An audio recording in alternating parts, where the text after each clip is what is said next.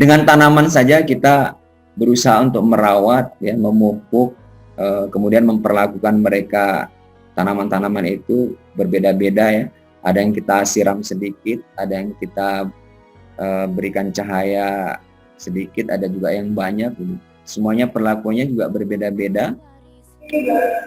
Tentu saja karena anak ini fitrah, mereka juga punya potensi yang berbeda-beda, tentu perlakuan juga yang spesifik sesuai dengan fitrah mereka.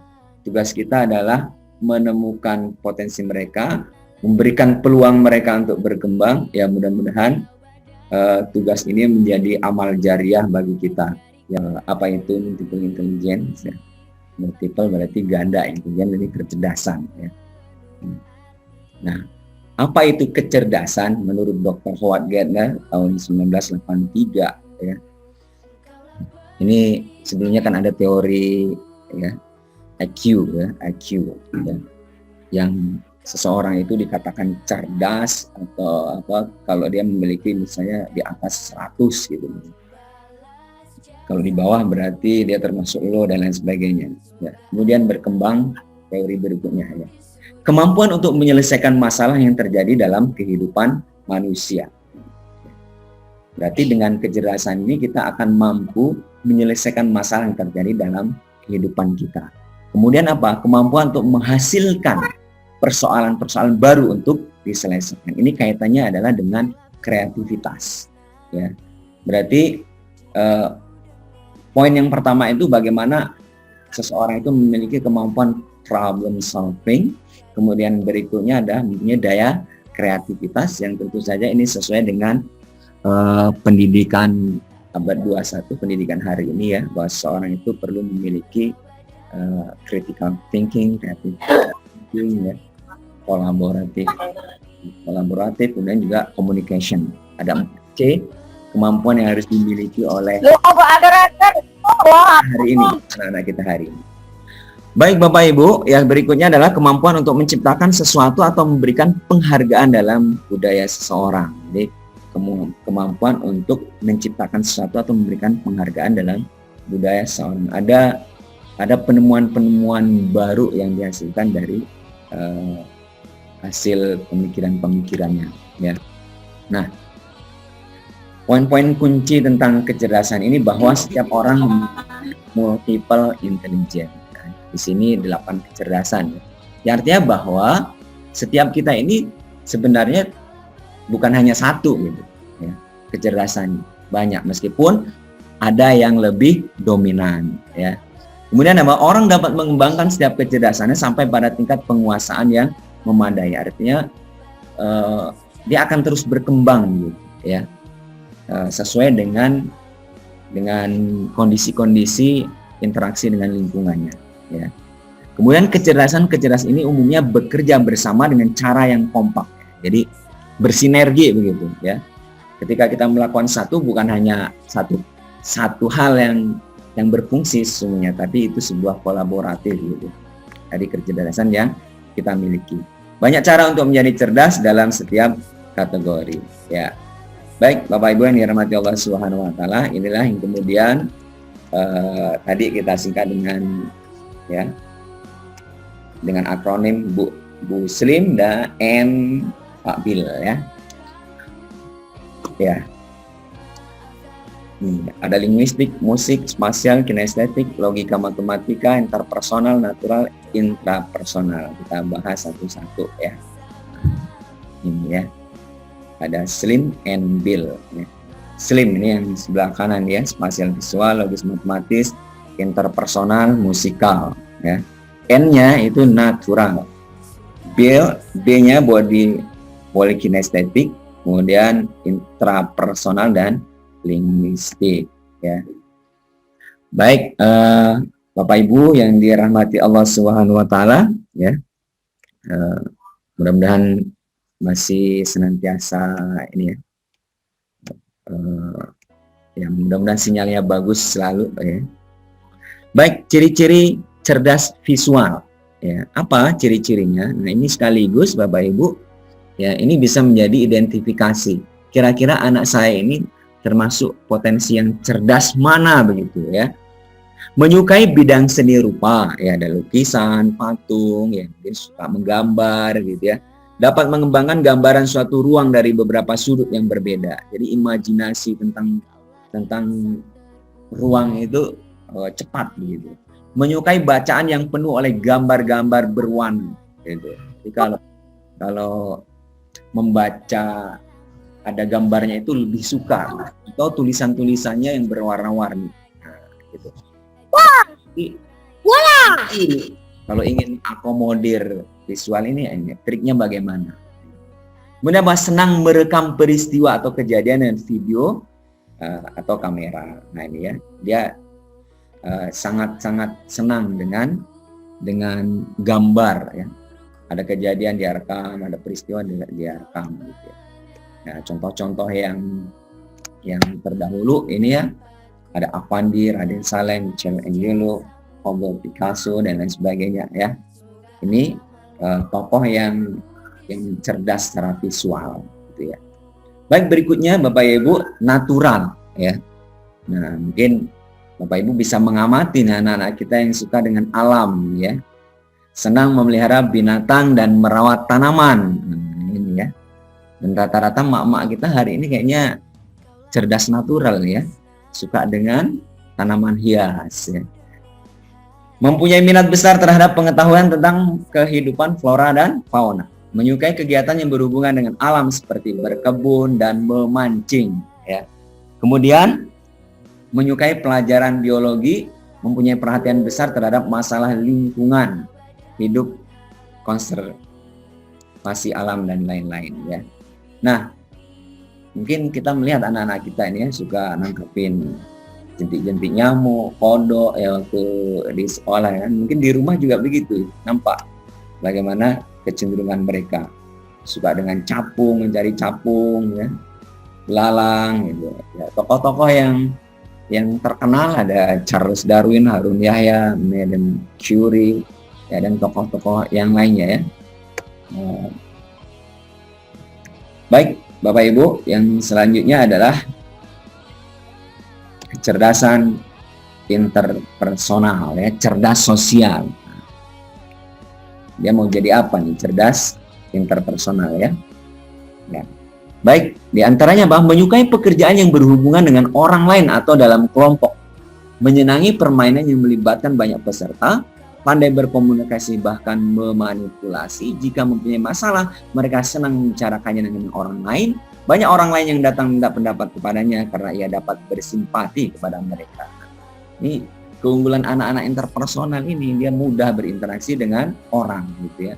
Begitu kenal dengan orang baru, dia langsung bisa connect begitu ya, seolah udah teman lama gitu ya. Ini ya kalau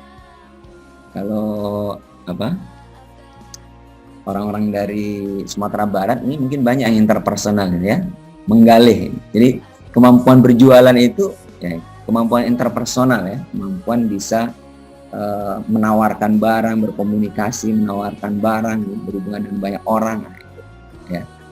Nah, di sini tokoh-tokoh yang bisa kita himpun ada Usman bin Affan, Maulid Teresia, Khomeini, yang mungkin ada tokoh-tokoh yang lainnya kaitannya dengan bagaimana kemampuan berhubungan dengan orang lain, kecerdasan sosial.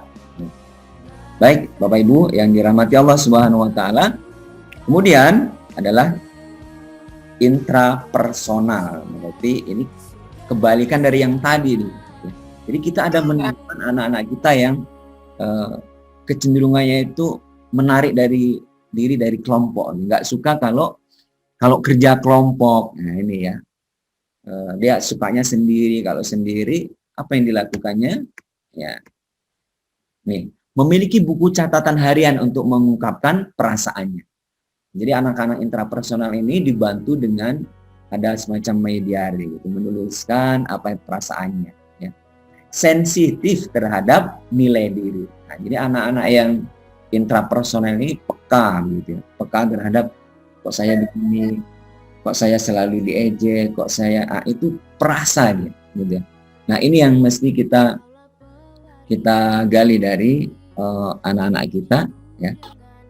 Dan ketika ketika anak-anak kita di sekolah, nih, guru paling senang biasanya dengan anak-anak yang pendiam kayak gini, ya, ketimbang yang tadi, ya, interpersonal, ya. Menyadari akan kelebihan dan kekurangan diri, lebih senang menikmati rekreasi sendirian, bisa memancing atau menyetir pegunungan, menentukan dan memutuskan sendiri langkah yang akan dipilih. Nah ini, ya.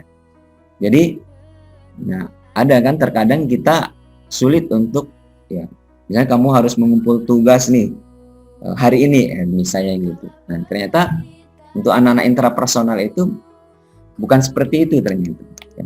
Misalnya kamu mau mengumpul tugasnya kapan, nah gitu. Dia menentukan sendiri, ya. Jam sekian Ustaz, hari ini Ustaz, misalnya gitu. Bu, Pak, gitu. Nah, kalau hari ini jam berapa kamu mau kumpul? Nah, itu dia akan menentukan solusi sendiri, yang akan memberikan jawaban-jawaban terhadap permasalahan ini, ya. Nah, terkadang karena kita nggak memahami ini, ya, kecenderungannya, ya, kita memaksakan gitu, ya. Bapak Ibu, selanjutnya apa? Cerdas hitung, ya. Nah ini, ya, sering orang tua mengatakan, ya, anak-anak kita kalau di rapor kan sering jelek nih, ya, matematika, ya. Kita marah-marah gitu, ya. Kenapa? Ternyata, ya, tidak semua anak menyukai matematika. Nah, kalau anak-anak matematika beda lagi nih, menyukai hal-hal yang berhubungan dengan angka dan menghitung. Jadi kalau soalnya matematika, anak-anak matematika paling senang. Ya. Menyukai eksperimen dan pengembangan ilmu pengetahuan. Ya, menyukai pelajaran matematika dan IPA, senang menganalisa yang dikaitkan dengan logika. Jadi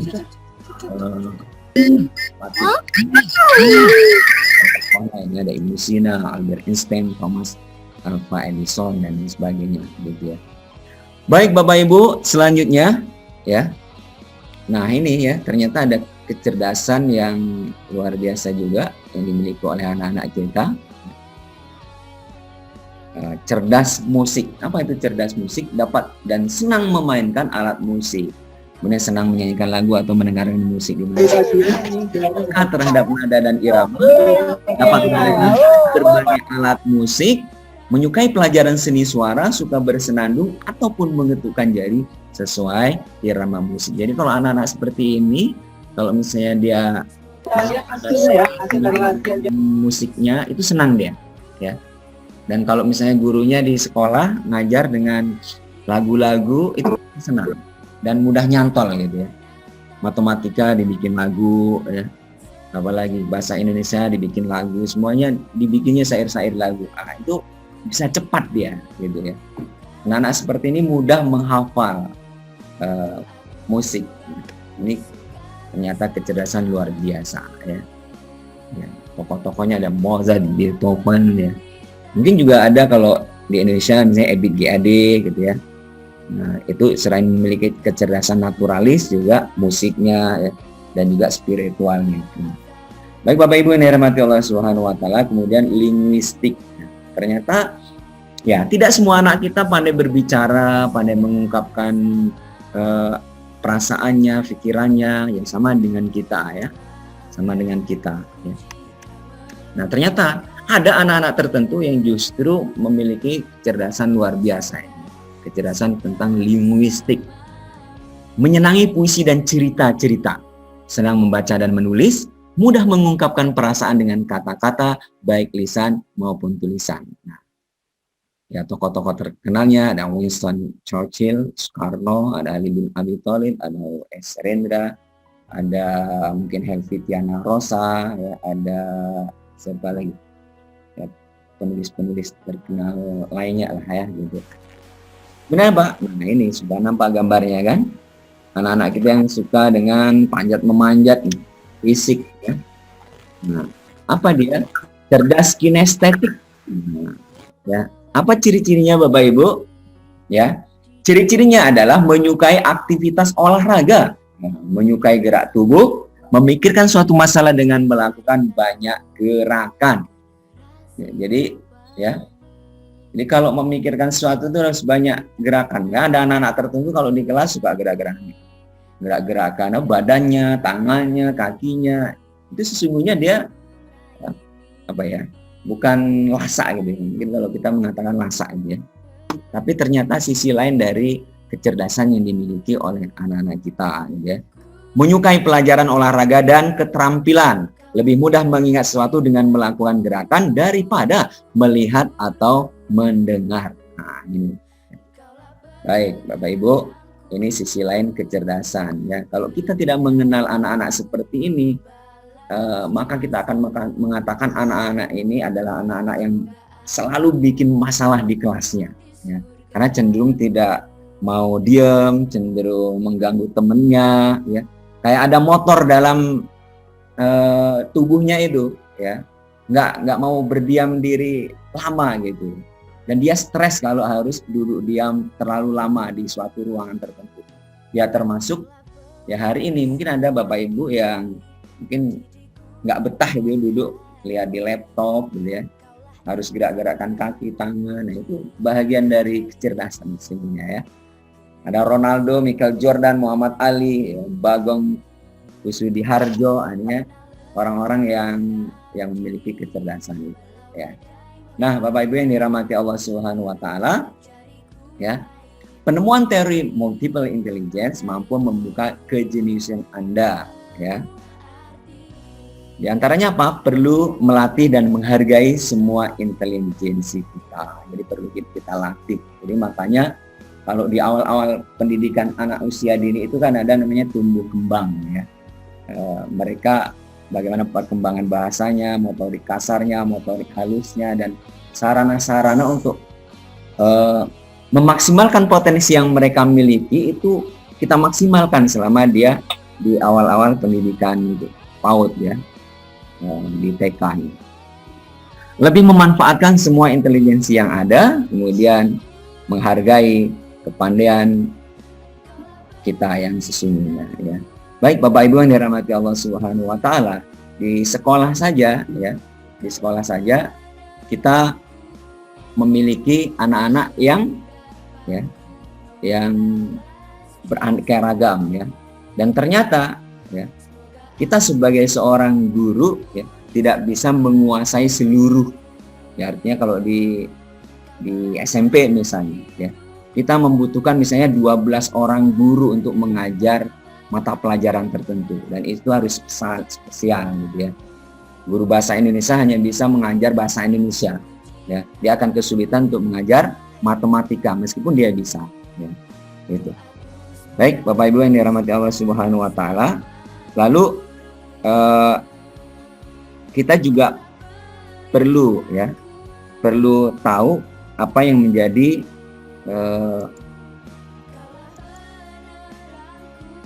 kebutuhan anak-anak kita ya. Nah ini dia cara belajar anak linguistik. Cara belajar anak linguistik tadi kita sudah memahami karakteristiknya ya. Dengan apa? Dengan kata-kata. Kegemarannya itu membaca, menulis, bercerita, permainan kata ya.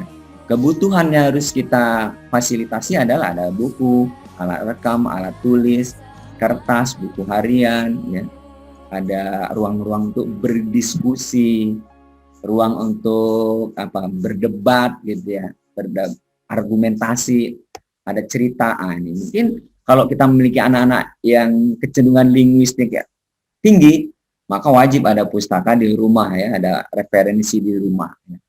Kemudian apa? Cara belajar matematik logis melalui penalaran. Kegemarannya apa? Bereksperimen, tanya jawab, memecahkan teka-teki logis berhitung. Kebutuhannya ya kita berikan bahan eksperimen, materi-materi sains ya. Bisa juga kunjungan ke planetarium atau museum ilmu pengetahuan. Nah itu ya. Kalau spasial visual, cara berpikirnya seperti yang diungkapkan tadi melalui kesan dan gambar. Dia gemar mendesain, menggambar, bayang, mencoret-coret.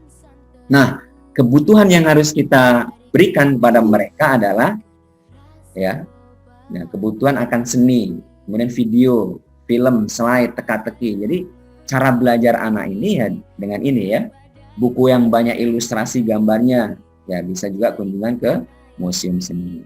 Kalau anak belajar kinestetik tadi, cara berpikirnya melalui sensasi somatis, pendekatan fisik. Dia gemar menari, berlari, melompat, membuat bangunan, meraba, menggerakkan isyarat tangan dan lain sebagainya. Jelas?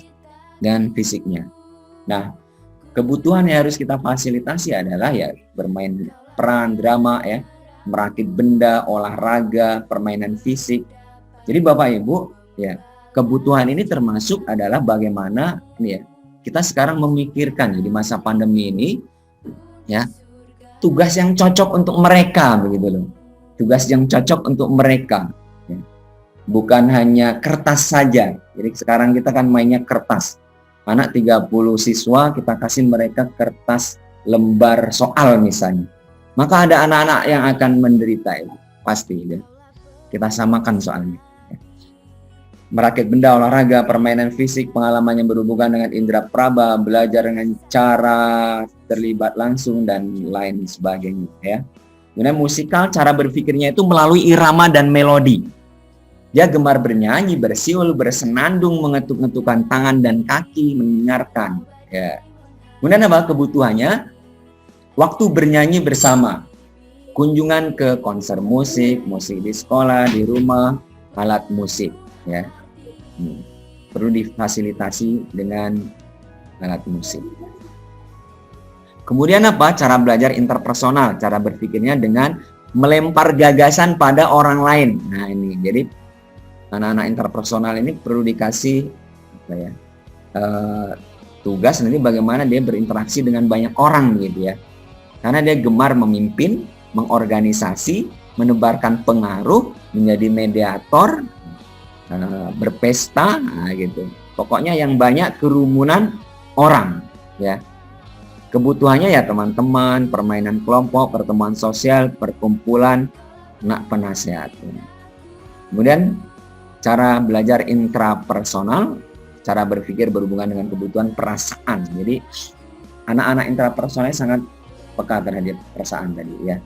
Kegemarannya bermeditasi, melamun, dia sangat suka menyendiri ya, punya kamar yang privasi gitu. Punya tempat yang nggak boleh banyak orang berkumpul ya. Kalau di sekolah dia sering mojok gitu. Kawan-kawannya suka ke kafe, ke kantin gitu ya. Dia lebih suka berdiam diri di pojok kelas, suka beramai-ramai. Ya. Kebutuhannya tempat rahasia sendiri, proyek yang direncanakan dikasih natural, alam dan pemandangan, kegemarannya bermain dengan hewan piaraan, berkebun, meneliti alam, kebutuhannya akses ke alam, kesempatan untuk berinteraksi dengan binatang, peralatan untuk meneliti, ya, misalnya kaca pembesar, teropong, ya. Itu anak-anak natural kita fasilitasi seperti ini. Ya. Baik, Bapak Ibu yang dirahmati Allah Subhanahu Wa Taala, ya. Nih, maka terkhusus ini ya, PJJ hari ini bagi kita sebagai seorang guru, ya. Harus bisa ya, harus bisa bagaimana memfasilitasi potensi-potensi yang dimiliki anak-anak kita ya. Nah, kita coba detailkan diantaranya ini ya, spasial visual. Kalau Bapak Ibu mau memberikan tugas, coba membuat karikatur misalnya, miniatur, gambar 3 dimensi, mading, market ya, kartun, membuat kartun maksudnya, membuat poster, komik, mewarnai, menggambar, fotografi, desain grafis, anak-anak linguistik yang berhubungan dengan kebahasaan itu, narasi, pidato, cerpen, novel, naskah drama, membuat buku, kamus, mengarang cerita, membuat rekaman podcast dan lain sebagainya ya. Interpersonal, wawancara, field trip, perlu ada aktivitas keluar, ya, kerja kelompok, proyek. Musikal, mengarang lagu, aransemen lagu, mengomentari lagu atau nasyid, bermain alat musik, membuat lagu dalam materi pelajaran. Naturalis, menanam, berkebun, membuat miniatur alam, akuarium, kegiatan-kegiatan di luar rumah atau kelas. Body kinestetik, jalan-jalan, ciptakan gerakan senam ya, misalnya senam sehat corona misalnya gitu ya.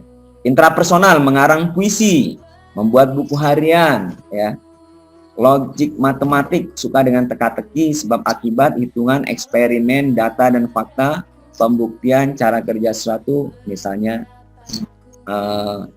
alat-alat elektronik ya dan lain sebagainya ya. Baik, nanti coba Bapak Ibu ya kalau kita punya anak misalnya ada 4 orang misalnya, kita kalau di sekolah kan lebih dari 4 orang ya, ada 30 orang gitu misalnya. Coba kita petakan apa potensi mereka. Ini bisa ditambah satu lagi, itu modalitas belajarnya apa, apakah visual, kinestetik atau audio visual gitu misalnya. Misalnya ini nama murid Salman, kecerdasan yang dominan Bapak Ibu. Jadi Salman ini punya intelijen tadi, ada yang lebih menonjol yaitu visual ya. Maka Salman ini sangat suka dengan misalnya kalau tugasnya yang membuat gambar misalnya gitu. Ali body kinestetik, Ahmad linguistik, Fatimah interpersonal. Jadi Bapak Ibu, dari keempat anak ini ternyata kalau kita mau memberi tugas yang sesuai dengan minat mereka atau yang lebih mereka sukai ya, itu juga harus ada 4 model gitu ya. Ada 4 model yang harus kita siapkan. Sebenarnya tidak sulit ya, karena sederhana saja seperti ini ya. Ini saya contohkan, ini misalnya temanya yang lagi kontekstual ya, lagi yang sesuai dengan kondisi hari ini, misalnya corona ya. Misalnya temanya tentang corona ya. Untuk anak-anak yang visual, dia tugasnya membuat poster tentang ya misalnya cuci tangan ya, atau mungkin bagian-bagian corona itu apa saja gitu ya, atau komik yang kaitannya dengan kejadian-kejadian corona gitu ya, membuat kartun dan sebagainya. Linguistik, menulis tentang upaya pencegahan terhadap wabah corona. Ini juga bisa merekam gitu ya. Nah, teman-teman semuanya, bagaimana cara tips kita mencegah supaya terhindar dari corona gitu. Dia membuat video singkat, itu misalnya, itu boleh juga. Atau membuat narasi, tulisan teks dan sebagainya. Interpersonal, wawancara tentang efek corona kepada anggota keluarga. Bapak Ibu yang dirahmati Allah Subhanahu wa taala, yang kita di sekolah maupun di rumah ya. Nah, sebenarnya ini peran di sekolah sebenarnya. Kalau di rumah itu tinggal melingkan saja ya. Apa yang dimaui sekolah itu bisa dikonekkan di rumah ya. Nah, misalnya ini ya. Wawancara tentang efek corona kepada anggota keluarga. Jadi anak kita diberi tugas ya, mewawancara anggota keluarganya. Nah, mungkin hari ini kita sudah ada tugas ini, cuma mungkin 30 anak tugasnya sama, yaitu mewawancara anggota keluarganya. Ya, ada mungkin anak kita yang tak pandai bicara dia. Karena apa? Dia mungkin intrapersonal, ya, atau mungkin body kinestetik itu, ya. Sehingga tidak sehebat anak-anak yang linguistik, ya, interpersonal gitu. Ya, linguistik termasuk yang pandai mengungkapkan gagasan ide, interpersonal ya. Nah, mewawancara tentang efek corona kepada anggota keluarga, misalnya tentang bagaimana ayah tentang corona hari ini, bagaimana cara kita menghindarinya, ya, apa yang harus kita lakukan agar kita terhindar dari corona. Itu ada item-item wawancara yang kita berikan tugas kepada anak kita. Naturalis, musikal, mengarang lagu tentang corona. Nah, itu kan, ya. Naturalis, menanam obat-obatan yang dipercaya memperkuat daya tahan tubuh. Nah, misalnya apa? Serai, gitu kan. Apalagi kemarin yang sempat mahal, jahe, ya. Menanam jahe, menanam serai. Nah, itu anak naturalis dikasih penugasan, gitu ya. Atau membuat ramuan. Nah, itu bisa juga, ya. Body kinestetik, olahraga mandiri, praktek cuci tangan yang benar. Nah, ini harus dengan gerakan anak kinestetik ini ya. Menciptakan gerakan senam sehat corona. Itu anak-anak body kinestetik dikasih tugas itu. Ya. Intrapersonal, membuat puisi tentang corona. Nah, itu. Ya. Atau apa? Surat kepada corona. Nah, gitu. Misalnya intrapersonal ini suruh berimajinasi berbicara dengan corona. Nah, itu juga penugasan yang sesuai dengan potensinya, kecerdasannya. Logik matematik membuat hand sanitizer sendiri dengan takaran yang pas. Nah, itu. Ya, kemudian apa, membuat grafik pertumbuhan yang terkena wabah di wilayah masing-masing. Nah, gitu. Nah, jadi Bapak Ibu yang dirahmati Allah Subhanahu wa taala, hal-hal ini bisa kita lakukan, dan insya Allah ya semua anak akan bahagia gitu. Harapannya ya, ketika mampu mengerjakan tugas yang itu sesuai dengan kegemarannya begitu. Nah, ya kondisi hari ini kan kita bisa amati ya, bagaimana optimalisasi anak-anak kita semuanya itu mau mengerjakan sebenarnya, cuma ada yang karena tuntutan orang tua yang dipaksa-paksa gitu ya, dan bahkan mengerjakan pekerjaan itu ya harus orang tua yang mengerjakan karena memang harus dikumpul gitu. Anak ya pergi kemana gitu ya.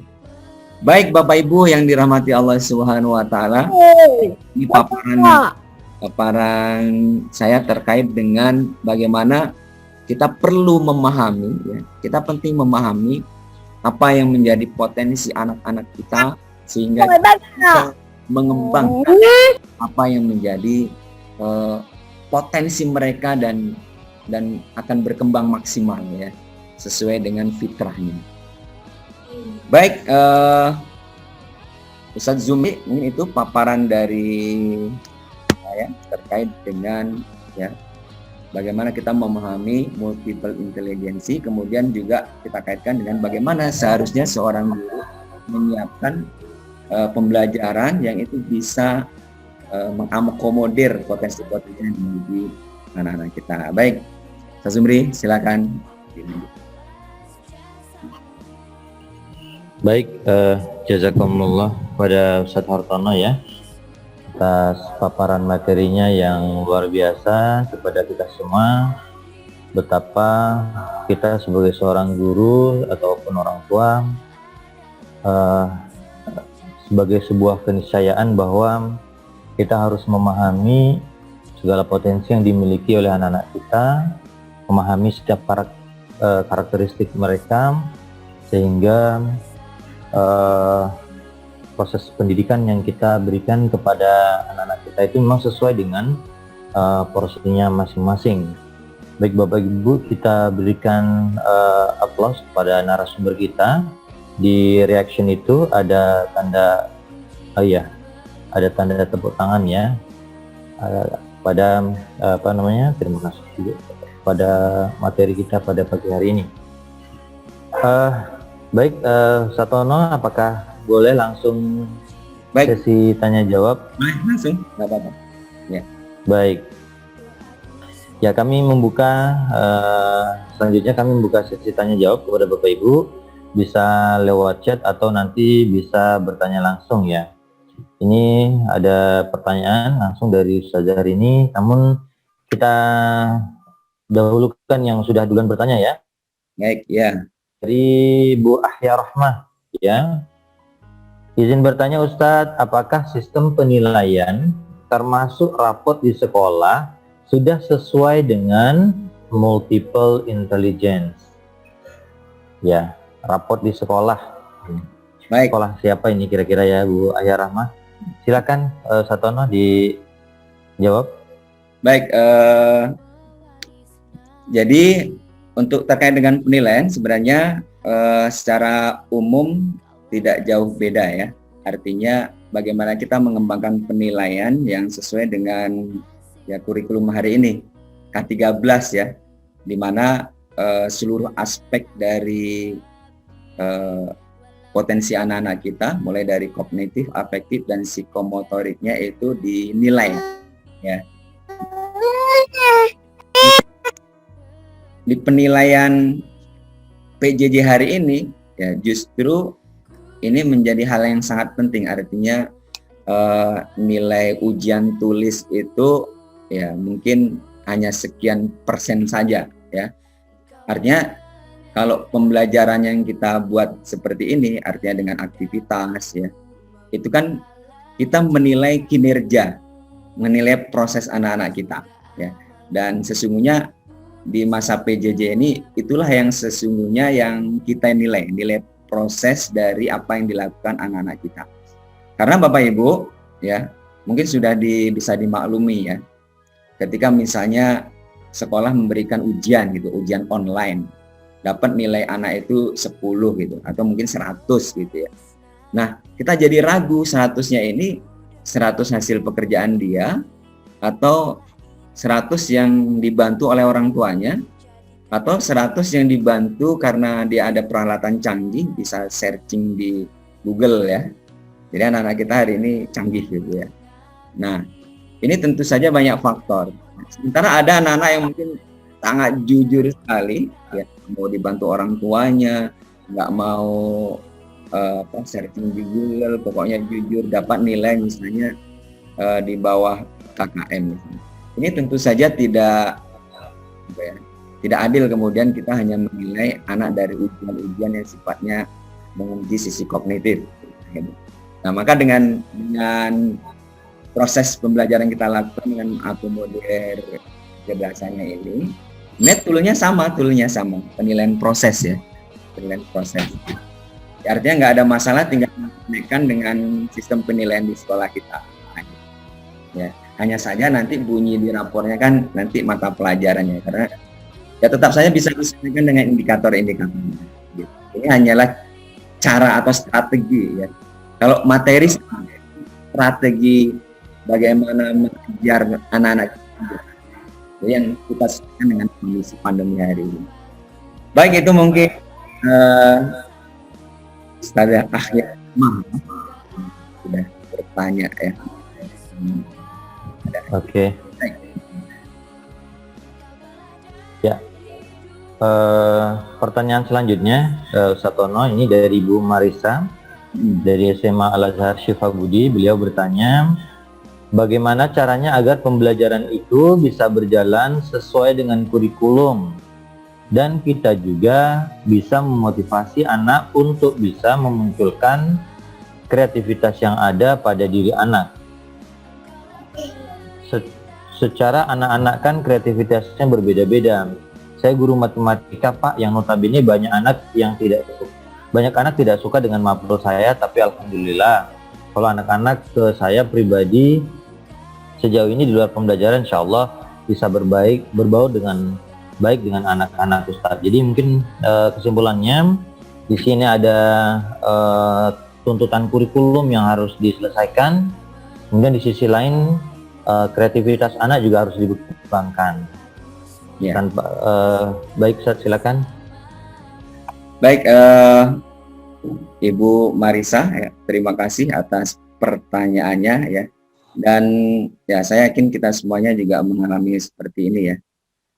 Baik, yang pertama kali yang harus kita bangun memang bonding ya. Bonding antara kedekatan guru dan murid. Makanya sebaik apapun, secanggih apapun teknologi ya, itu tetap tidak bisa mewakili adanya guru ya. Misalnya hari ini kita bisa men-searching ilmu di Google gitu ya. Ataupun belajar matematika lewat ruang guru, lewat apa gitu ya. Itu bisa kita lakukan. Tapi tetap saja bonding antara murid dan guru itu harus kita ciptakan. Nah, terkait dengan ya ini memang kebijakan lembaga ya, kebijakan sekolah, tapi ruang-ruangan ini kan tidak sebenarnya tidak mengganggu kebijakan sekolah karena dia termasuk kreativitas dalam strategi mengajar begitu ya. Ya. Jadi what itu penting, tapi how itu jauh lebih penting ya. Dan yang lebih penting dari itu semuanya ada lagi ar-ruhul mudaris. Jadi ruh seorang guru, jiwa seorang guru itu harus lebih penting. Nah, materi itu berarti kan kurikulum, konten kurikulum itu. Nah, strateginya kan boleh apa saja. Nah, hari ini kita kebetulan ya mungkin kita berupaya agar anak-anak di kelas kita yang mungkin kalau 25 ada 25 model itu ya. Artinya ada 20 macam yang harus kita hadapi juga. Kalau kita kita persempit dengan multiple intelligency berarti ada 8 kelompok yang harus kita berikan hak yang sama begitu. Ya, bukan berarti orang yang apa? Yang bahasa itu nggak suka matematika, tidak, tapi mungkin dia bisa cuma rendah ya. Dia bisa cuma rendah, sama lah dengan kita ya. Coba yang guru biologi yang guru apa ya, bahasa gitu. Suruh ngajar matematika pasti kurang expert ya. Atau suruh mengerjakan soal matematika. Nah, berarti apa? Ini semacam apa, kreativitas kita sebagai seorang guru, bagaimana menghadirkan kebahagiaan, karena belajar ini kan zona tidak nyaman. Ya, di buku Quantum Learning, Quantum Teaching itu belajar adalah zona tidak nyaman. Nah, bagaimana tugas seorang guru itu membuat belajar itu menjadi zona nyaman anak, ya, termasuk zona nyaman guru mengajar. Nah, gitu. Hari ini, ya, anak-anak kita itu lebih di rumah, lebih banyak di rumah. Kalau dulu mungkin masih orang tua sempat cemburu ya, wah, Ustadz, anak saya ini lebih mau mendengar kata Ustadz kalau misalnya masalah belajar atau masalah sholat gitu ya. Itu dulu waktu sebelum pandemi. Sekarang coba kita lakukan survei, anak-anak kita masih seperti itu enggak ya. Dia lebih suka mendengar gurunya. Kalau ini berarti hebat nih pengaruh gurunya ya. Nah, karena ruang-ruang dengan orang tua itu sekarang lebih besar gitu. Makanya Bapak Ibu guru ya, kita harus meng-create pembelajaran kita ya, termasuk kalau matematika itu kan bisa ya. Kalau yang visual mungkin membuat bangun ruang, membuat kubus, membuat model matematika gitu ya, membuat poster rumus-rumus. Masih ada peluang-peluang ya. Yang apa lagi? Body kinesthetic ya. Gimana kalau body kinesthetic ya? Oh, mungkin ya, menciptakan gerak-gerakan yang ada di matematika ya. Ya, bukan berarti harus spesifik seperti itu, tidak, tapi berikan ruang-ruang potensi kecerdasan anak kita itu terakomodir di mata pelajaran kita. Nah, begitu ya. Baik, itu mungkin Bu Marisa ya, banyak hal yang mesti kita banyak pelajari lagi nih. Terima kasih. Baik, mudah-mudahan jawabannya bisa ini ya, menjawab pertanyaan Ibu ya. Selanjutnya dari Pak Kodri nih, tapi sepertinya Pak Kodri ingin bertanya secara langsung. Ya, boleh. Silakan Pak Kodri. Ya, kita berikan kesempatan ya. Halo Pak Kodri.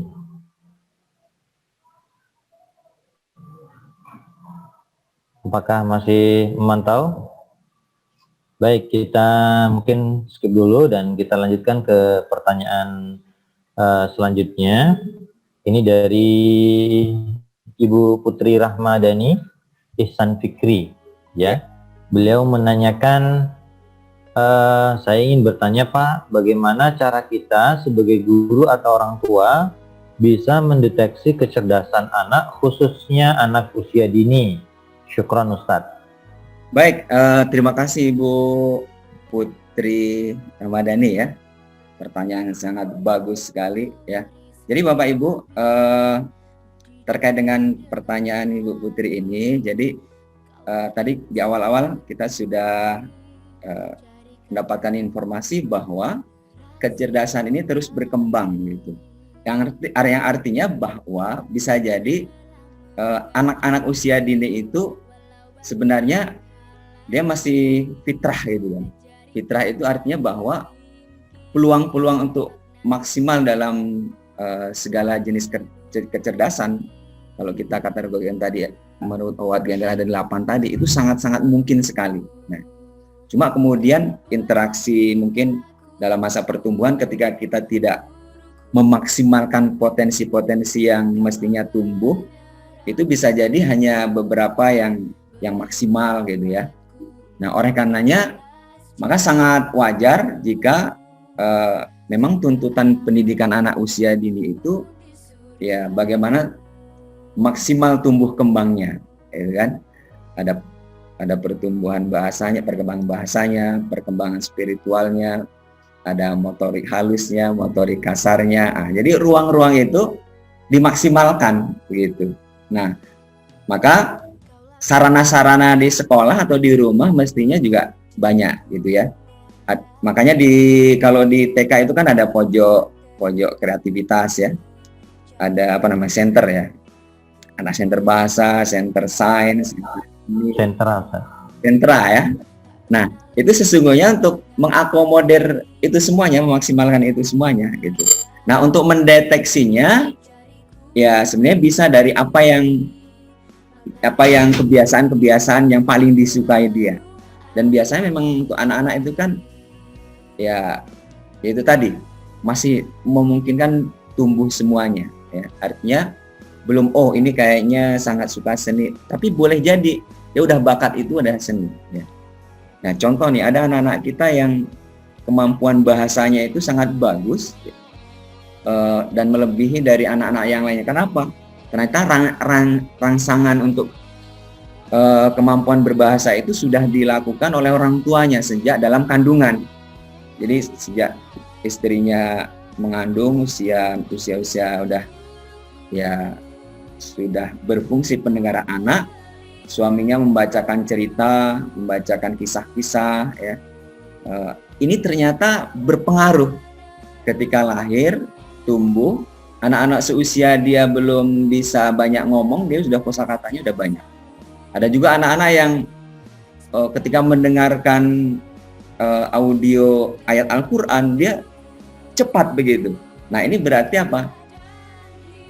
Potensi-potensi anak kita sudah kita bisa maksimalkan ketika dalam rahim ibundanya. Begitu Ustadzah ya, Bapak Ibu, terima kasih. Baik, terima kasih pada Bu Ramadhani. Ini pertanyaan selanjutnya dari Ibu Suciani. Assalamualaikum Ustadz. Ya. Mungkinkah seorang anak mempunyai lebih dari satu kecerdasan? Dan apakah kecerdasan itu benar faktor genetik, bakat, atau minat nih Ustaz? Gimana nih Ustaz? Kalau kecerdasan itu apakah turun-temurun begitu? Monggo Ustaz.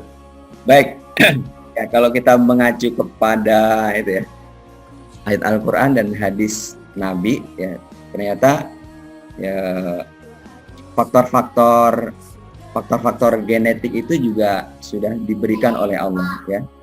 Artinya misalnya kalau bibit cabai gitu ya, itu kita tanam, maka potensi bibit cabai itu akan tumbuh dan akan berkembang sesuai dengan potensi awalnya begitu. Nah, anak-anak kita sesungguhnya juga punya potensi yang kita sebut dalam ya seperti hadis Nabi itu fitrah ya. Kullu mauludin yuladu alal fitrah. Jadi anak-anak kita itu punya fitrah. Fitrah itu ya bukan, kalau kita mengartikan bukan seperti kertas putih gitu ya, tapi seperti pohon ya, seperti pohon yang kalau kita rawat, kita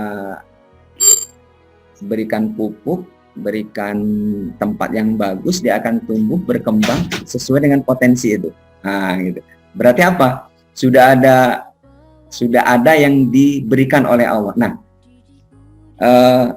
tugas kita itu memaksimalkan apa yang mereka punyai gitu. Boleh jadi anak kita ini akan jadi seperti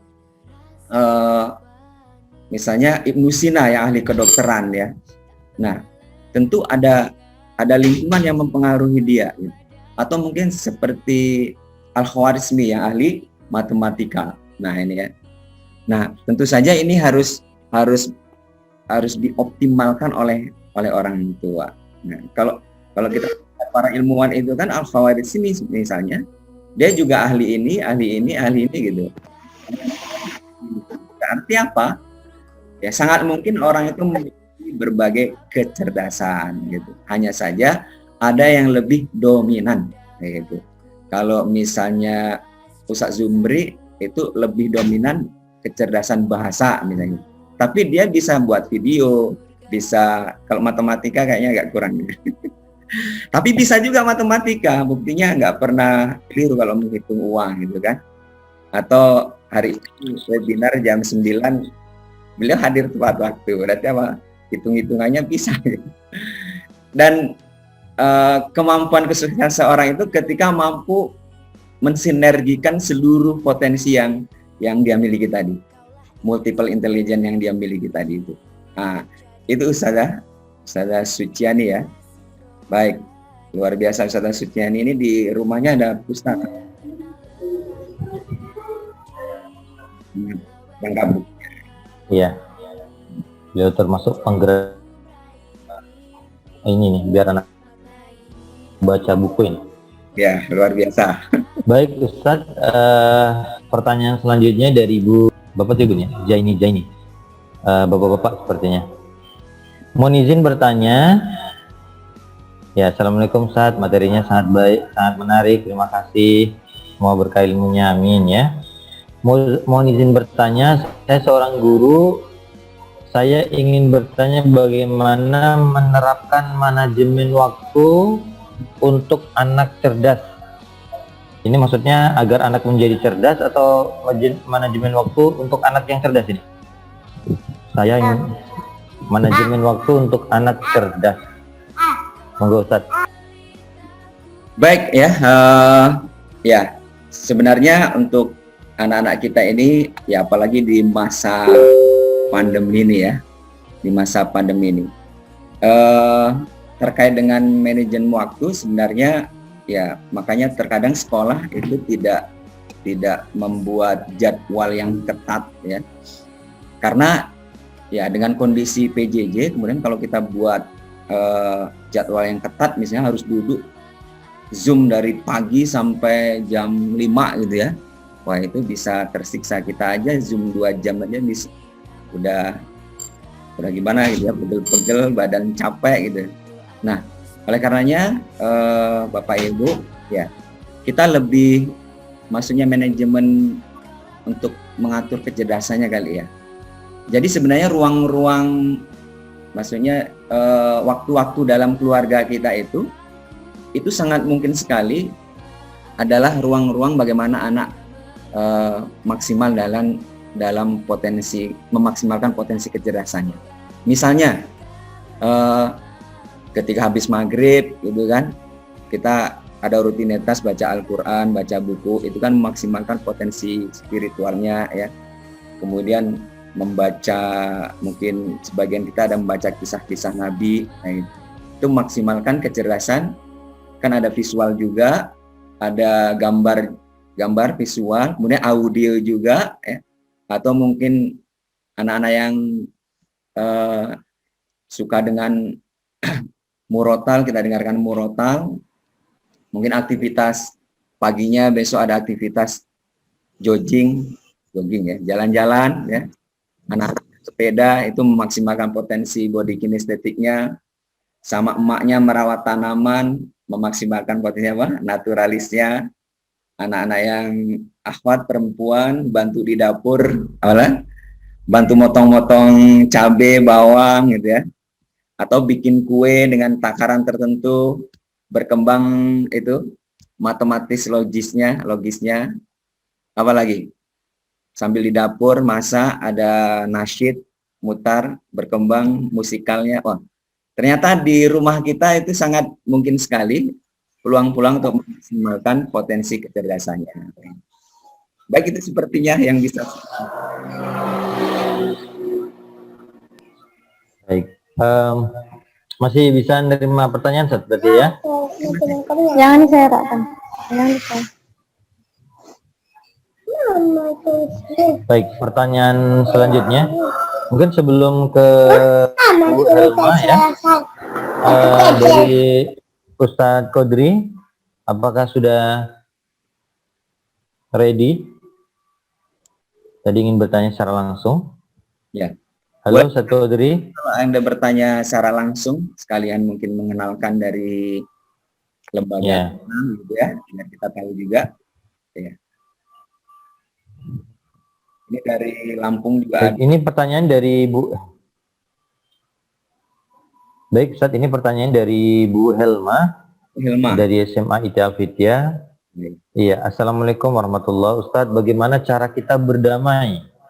Wah, berarti selama ini perang nih Ustadz. Bagaimana cara kita berdamai dengan tuntutan kurikulum SMA yang memang menuntut anak tersebut tuntas KKM ya. Nih, apalagi anak-anak SMA sebentar lagi mau kuliah gitu ya. Dengan memunculkan potensi anak yang berbeda tadi serta tidak mematikan potensi mereka ya gitu ya. Jadi capaian kurikulum tuntas, potensinya juga tetap berkembang gitu. Baik, terima kasih Ustazah Helma ya sudah bertanya yang sangat bagus sekali, dan saya yakin ini adalah mewakili pertanyaan ini ya seluruh guru-guru di Indonesia ya. Nah, sebenarnya Bapak Ibu Ustazah ya, Pak Menteri kita itu sekarang sudah lebih bijaksana ya. Karena apa? Ukuran kesuksesan seseorang bukan pada lagi ya, bukan pada angka lagi. Maka ketika kita masih seperti itu berarti perlu ada yang perlu kita perbaiki lagi. Karena beliau sudah menyampaikan tentang merdeka belajar ya, bahwa kalau anak itu dinilai itu bukan hanya sekadar kita memberikan nilai 8, 9, 10 sama dia, tapi bagaimana kita menilai dia itu bisa menjadi dorongan buat dia untuk lebih berprestasi lagi. Kemudian juga ada ruang-ruang guru kalau menilai itu, mengasesmen itu, ya, itu bisa mengembangkan sisi-sisi potensinya itu. Gitu. Nah, maka ketika hari ini kita masih terjebak dengan ya dihadapkan kepada anak itu kalau nggak salah udah nggak ada angka-angka lagi kemarin ya. Anak itu dinilai dari karakternya. Ya mungkin tuntutan KKM ya. Nah, malah justru sebenarnya kita bisa bernegosiasi dengan murid kita ya, maksudnya bernegosiasi itu apalagi murid-murid SMA ya, itu jauh lebih dahsyat lagi ketika kita bisa mengelolanya karena dia sudah bisa berpikir dan juga memutuskan apa yang terbaik untuk mereka. Cuma ada orang-orang tertentu mungkin yang butuh bimbingan. Nah, sebenarnya tinggal meng-create saja ya. Meng-create saja kan sudah ada patokannya ya. Patokannya itu maksudnya ada indikatornya apa, ada KD-nya apa, ada indikatornya apa. Kita tinggal mengikut itu ya.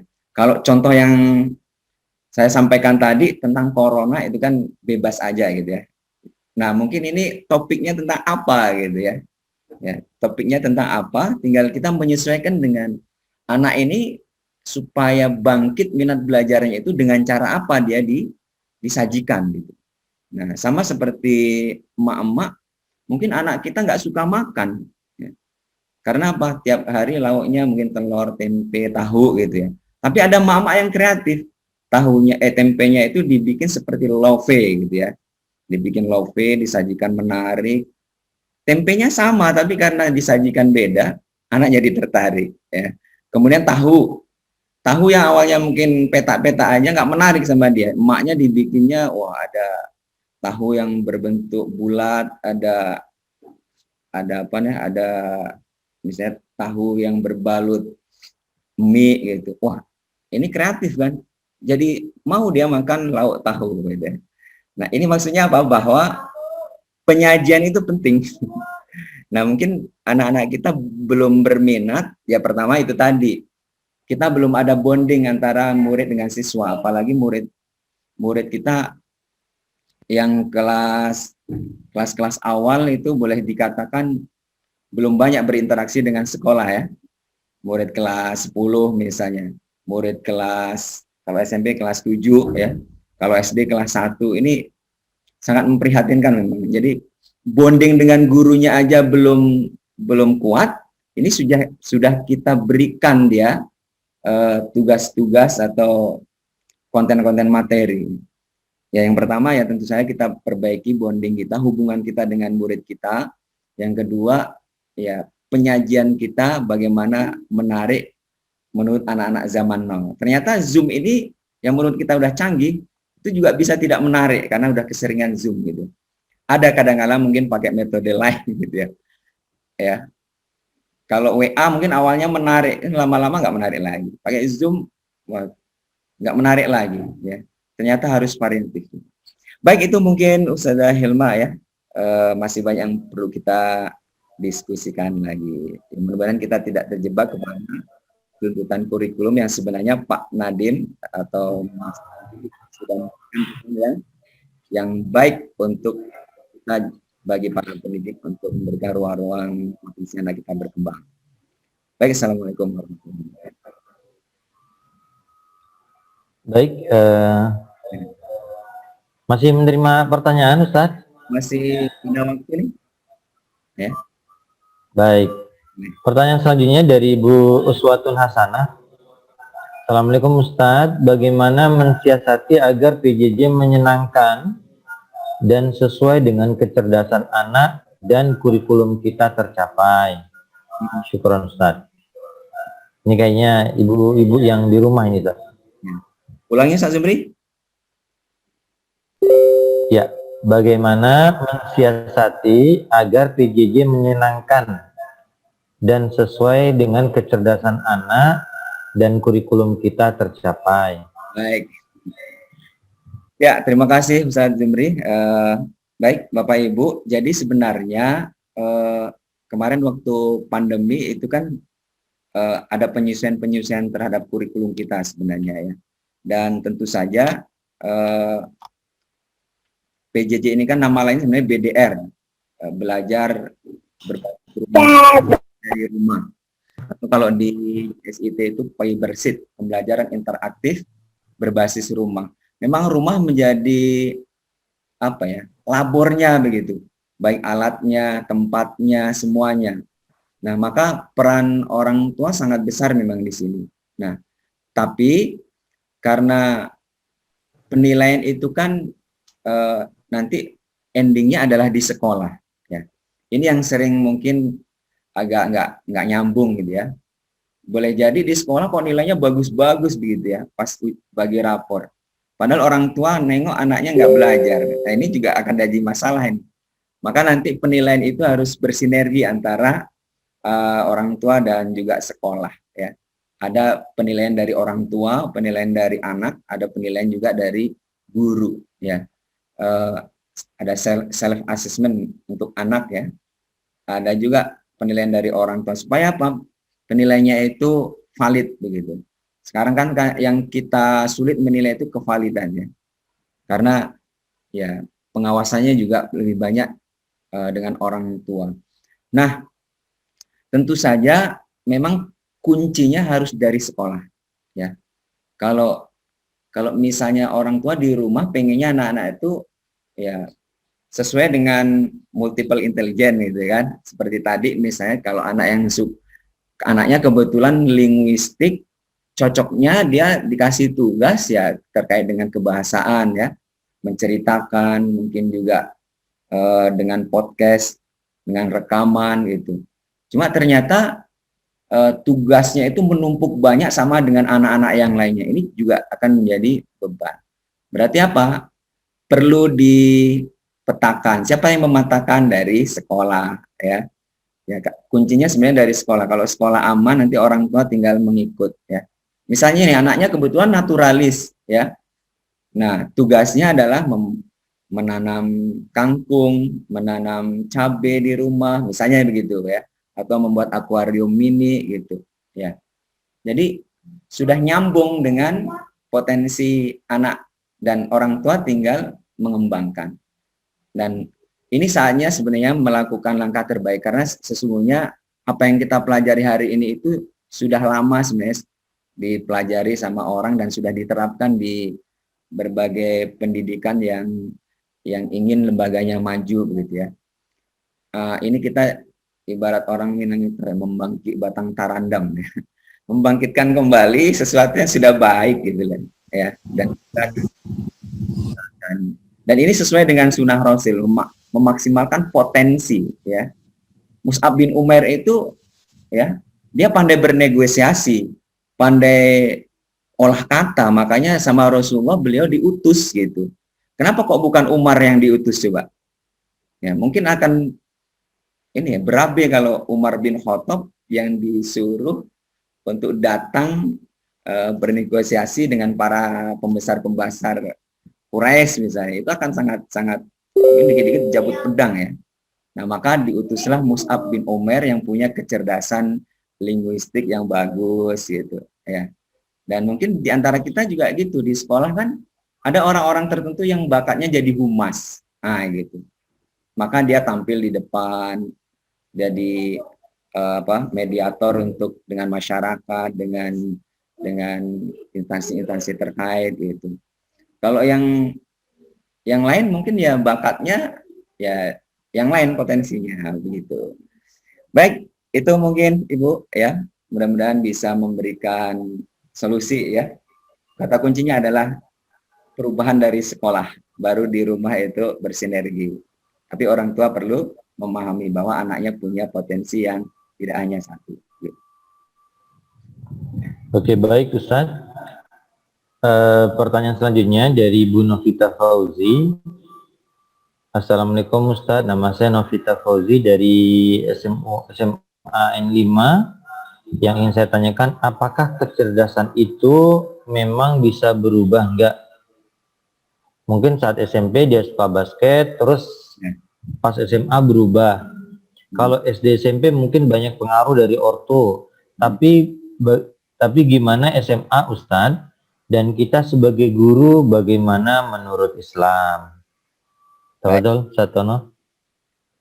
Baik, Ibu Novita ya, terima kasih ya. Mungkin kita berharap gitu ya, anak kita yang hobi ini berubah ya, punya kecerdasan ini. Nah, sebenarnya kita semuanya ini seperti tadi, itu kan punya 8 kecerdasan ini kalau menurut Muhammad Gardner tadi ya. Cuma hanya saja ya mungkin anak kita yang SMA ini ya kebetulan punya kecerdasan yang paling menonjol itu body kinestetik ya. Karena apa? Buktinya dia ketika bermain itu bisa nggak biasa gitu ya, bisa lebih hebat dari yang lainnya. Ini tentu faktor-faktor genetik dia, kemudian faktor-faktor lingkungan juga mempengaruhi. Dan ya kalau mungkin sudah tumbuh dewasa bisa jadi ya tergantung banyak rangsangan yang dia temui ya. Tapi kata kuncinya tadi semuanya bersinergi, Bu, ya. Artinya semuanya akan bekerja sama gitu. Cuma hanya ada yang paling menonjol gitu. Ya. Ya boleh jadi kalau di ukuran-ukuran, kalau diukurkan ya, mungkin yang body kinestetiknya itu 95 ya. Dan yang lainnya mungkin ada 80, ada 70 gitu. Kalau matematiknya mungkin 50 gitu ya. Gitu.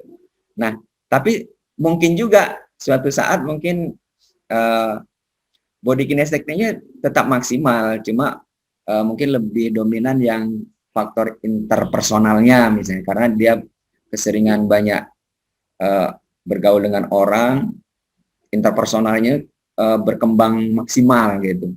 Itu memungkinkan. Tapi semuanya akan maksimal ketika diberikan ruang-ruang untuk berkembang gitu.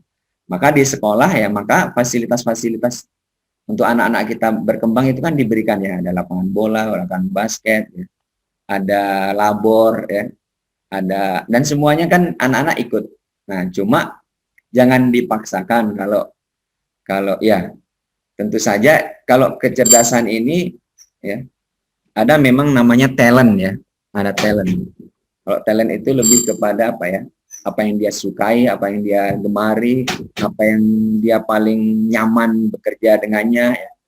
Nah, boleh jadi kalau ini sudah menjadi potensi dia, maka ya ini akan dominan gitu. Boleh jadi awalnya dipaksa, boleh jadi ya. Karena ada guru bahasa Inggris yang cerita sama saya, awalnya nggak suka bahasa Inggris. Tapi kemudian karena terpaksa harus belajar. Nah, maka kemudian tumbuh berkembang dan kok akhirnya dia expert di situ, wah gitu. Mungkin Ustaz Zumri dulu nggak suka bahasa Inggris ya. Cuma sekarang potensi bahasa Inggrisnya lebih dominan ketimbang matematikanya gitu. Baik itu mungkin Ibu ya. Jadi sangat memungkinkan untuk bisa berkembang maksimal ya. Meskipun awalnya ya. Gitu. Baik, pertanyaan selanjutnya Ustaz. Ini dari Ibu Dewi Citra Intani. Assalamualaikum. Afwan Ustadz, bagaimana solusi anak-anak yang tidak mau mengerjakan lembaran-lembaran tugasnya yang sudah menumpuk, padahal sudah diiming-imingi hadiah? Baru setengah lembar mengerjakan, sudah tidak mau melanjutkan. Akhirnya terucap, nanti kalau tinggal kelas bagaimana? Si anak malah menjawab, nggak apa-apa. Anak ingin sekelas dengan si Fulan yang usianya di bawahnya. Wah ini ya, ini tentu saja harus dikomunikasikan dengan guru di sekolah karena dia orang tuanya yang kedua ya di sekolah ya. Ya, baik, ya perlu ada komunikasi dengan guru ya. Artinya apa? Bahwa nggak harus dipaksakan kalau anak nggak mau mengerjakan ini harus ini begitu ya. Karena boleh jadi ada sesuatu yang dia tidak menarik meskipun udah diiming-imingi hadiah ya, mungkin akan lain ya, karena boleh jadi kalau apalagi anak SD kelas 1 dia itu baru TK ya, baru TK betul ya, kemudian tidak masuk kelas lagi ya selama PJJ ini, maka ternyata pengaruh-pengaruh dari TK itu masih terbawa ya. Dia lebih suka dengan menggambar, mewarnai. Jadi kalau ada tugas yang kaitannya dengan menggambar, mewarnai, aktivitas yang dilakukan dengan fisik itu senang anak-anak itu. Tapi kalau udah nengok kertas sampai warnanya putih, polos, nggak ada warnanya, itu wah. Dan itu juga jadi evaluasi buat kita. Maka mungkin kayaknya perlu ada yang diperbaiki nih ya. Artinya kalau anak tidak mau mengerjakan tugas, yaitu tidak sepenuhnya salah anak ini. Mungkin cara kita yang belum pas ya. Karena seperti tadi di awal-awal kita karena kondisi PJJ ya, bagaimana caranya memberikan anak supaya belajar dengan LKPD, dengan memberikan lembar kerja siswa, kita berharap anak bisa belajar kan begitu. Tapi ternyata berbeda kondisinya ya, karena juga orang tua juga punya keterbatasan ya. Satu orang tua itu bisa ya, kalau anaknya 5 kebetulan ada kuliah, SMP, SMA, SD, TK, wah itu sangat kesulitan sekali ya. Dan bahkan ada orang tua mengeluh ketika kondisi-kondisi seperti ini. Maka jalan terbaik adalah perlu dibangun komunikasi dengan sekolah. Ya, mudah-mudahan ada solusi. Dan terkait dengan materi kita hari ini, sepertinya kita perlu mendeteksi anak kita ini suka dengan apa ya begitu. Oh, kalau misalnya soalnya matematika, 1 ditambah 1 berapa, 2 tambah 2 berapa, kan isin-isin kayak gitu. Nah, itu tugasnya bukan itu.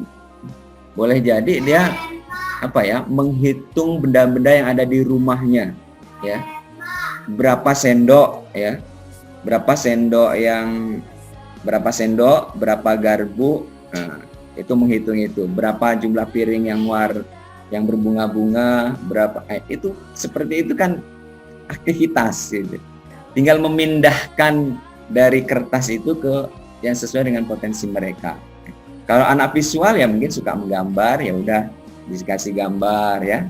Ada gambar donat 1 ditambah donat 1 tapi mewarnai gitu. Nah, hasilnya berapa donat begitu. Kalau anak-anak yang bahasa lain lagi ya. Mungkin dia suruh ngomong gitu, 1 tambah 1 sama dengan 2 atau apa ya. Suruh bercerita tentang jumlah. Gak suka hati dia. Nanti marah Abi ya. Jangan Abi sama Gitu. Selalu ada cara Jadi ustadz-ustadzah, materi itu penting, tapi bagaimana menyampaikan materi itu lebih penting. Dan ada yang lebih penting dari semua adalah ar-ruhul mudaris, ruh seorang guru. Berarti perlu dibangun juga kedekatan kita dengan Allah ya, baik guru atau orang tuanya. Itu ustazah solusi dari kami ya. Assalamualaikum warahmatullahi wabarakatuh. Baik, pertanyaan selanjutnya Ustaz. Ini masih ada dari Ibu Nurul Maulani, kemudian dari Ustazah Irma dari PAUD Al-Fitiyah. Mungkin ini pertanyaan yang terakhir ya Bapak Ibu. Pertama dari Bu Nurul Maulani dari SDIT Bustanul Ulum. Bustanul Ulum. Izin bertanya Ustadz, bagaimana mengenali kecerdasan siswa kita untuk yang kelas 1 nih ya.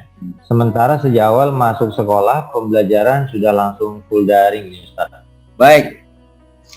Terima kasih Bu Nurul Maulani ya dari SDIT Bustanul Ulum. Ini dari Lampung kayaknya ya. Ya.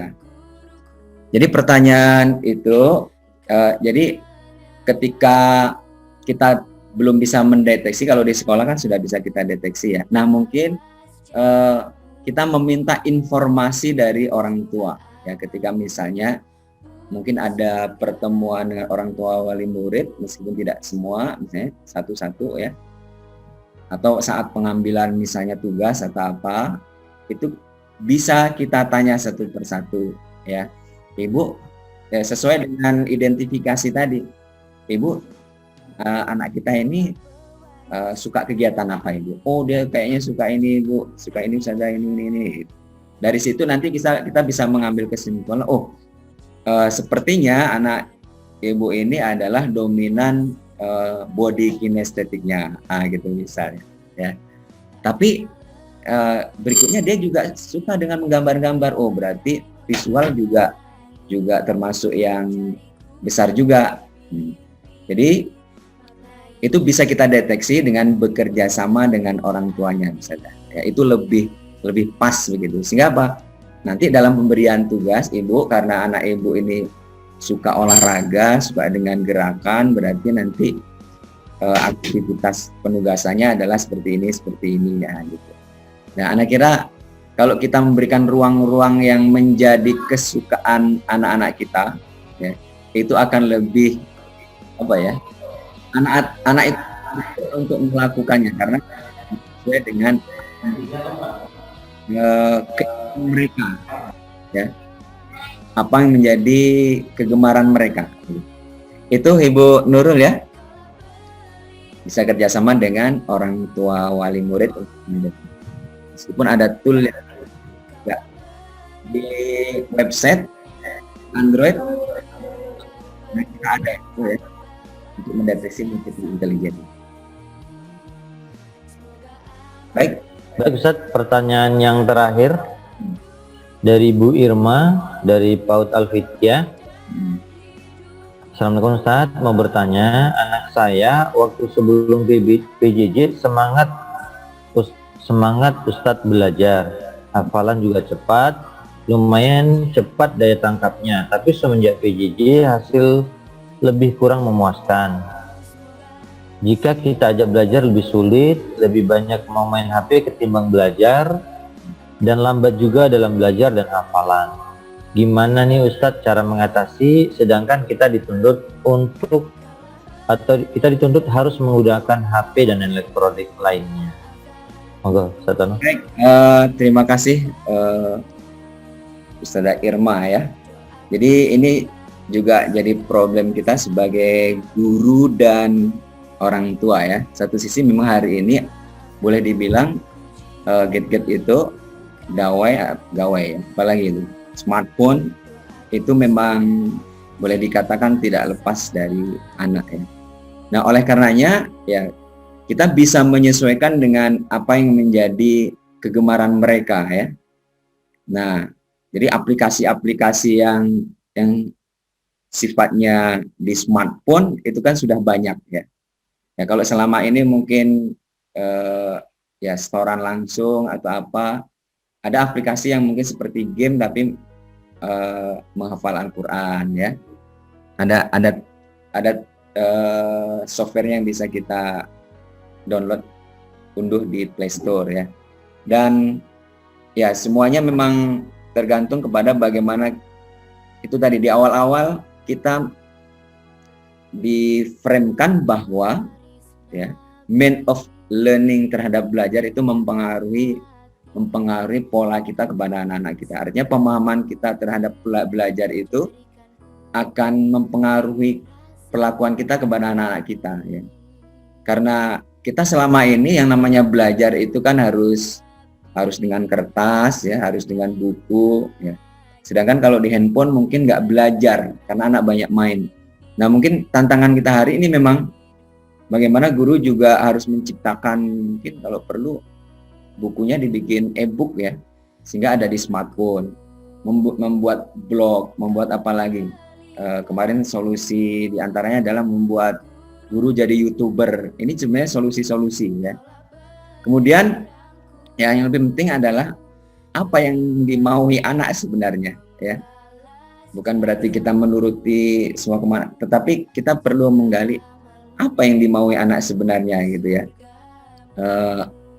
Karena sebelum PJJ hasilnya bagus ya, setelah PJJ ya itu tadi, karena mungkin kita nggak sadar bahwa sesungguhnya kalau misalnya di TK kan masih ruang-ruang bermain masih banyak. Cuma kalau udah memasuki sekolah itu ada tuntutan-tuntutan yang harus diselesaikan ya. Tuntutan KI, KD dan lain sebagainya itu ya.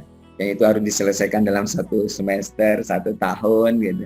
Itu yang menyebabkan yaitu ya, kalau ini nggak diberikan ke anak maka anak akan tertinggal seperti itu. Padahal tujuan pendidikan ya di awal-awal kan bagaimana anak itu punya karakter yang baik kan gitu, punya semangat belajar yang baik, punya kejujuran, punya kedisiplinan, punya spiritualitas yang bagus.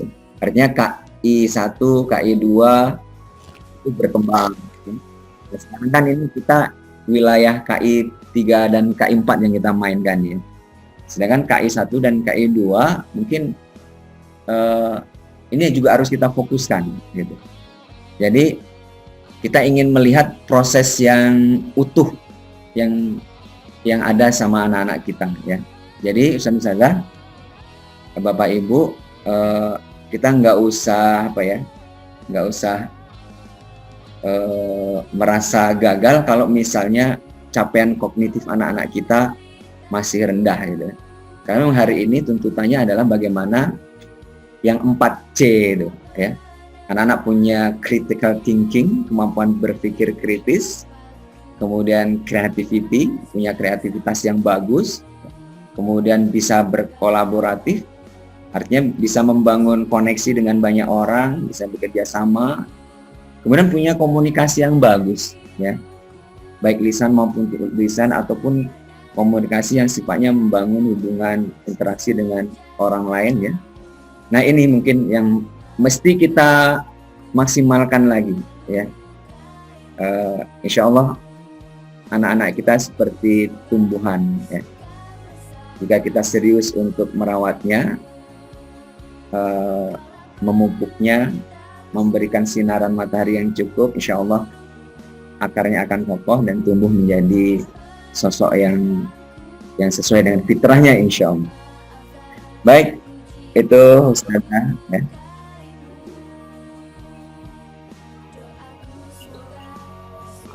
Baik, terima kasih kepada Ustadz Hartono dan kepada Bapak Ibu yang sudah dari tadi pagi mengikuti kegiatan seminar ini, dan kepada yang sudah bertanya, mudah-mudahan pertanyaan-pertanyaan dari Bapak Ibu bisa menjawab untuk menyelesaikan beberapa permasalahan yang ada di sekolah kita atau pada peserta didik kita masing-masing. Kemudian ini ada dari Bu Anik Saputri nih Ustadz Tono. Ya, Bu Anik ya. Ya Ustadz, memang saat ini sangat kompleks permasalahan anak-anak dalam pembelajaran PJJ ini, tapi semua masalah itu intinya berawal karena mereka sudah bosan dengan sistem pembelajaran dari sekolah yang intinya tugas-tugas yang harus dikerjakan setiap hari oleh anak-anak kita. Jadi gimana caranya agar anak-anak ini merasa bahwa mereka ini sedang belajar loh, meskipun di rumah. Dan boleh nggak kita selalu menjanjikan hadiah setiap apa yang dilakukan anak-anak kita gitu. Baik, ya.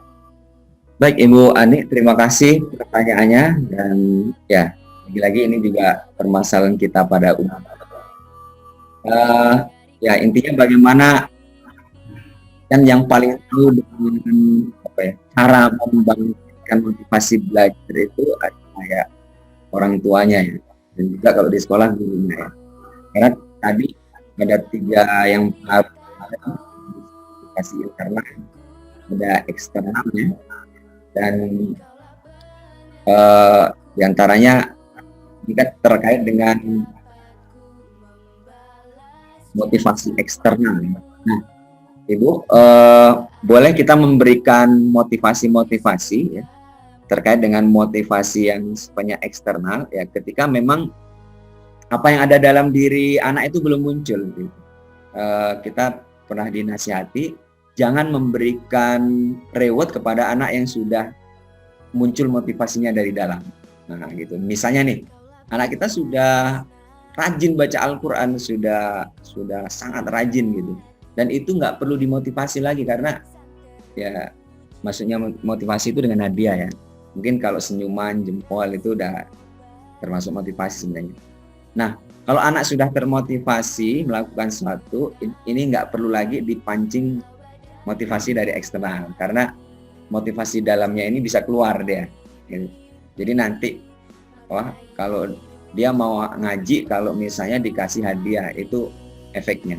Cuma kalau memang motivasi itu belum muncul dari dalam diri anak kita, itu memang ya boleh memberikan reward ya.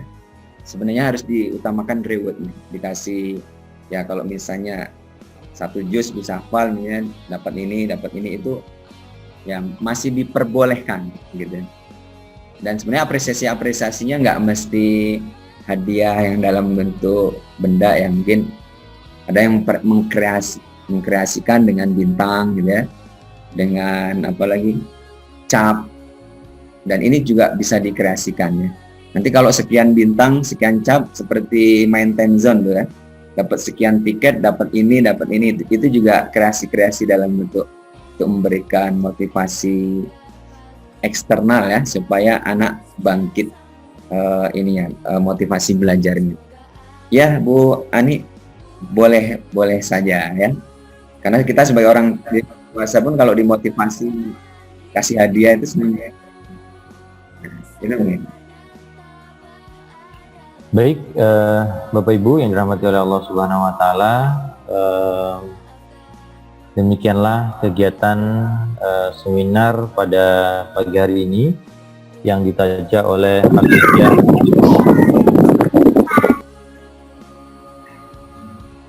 Al-Fityah Vocational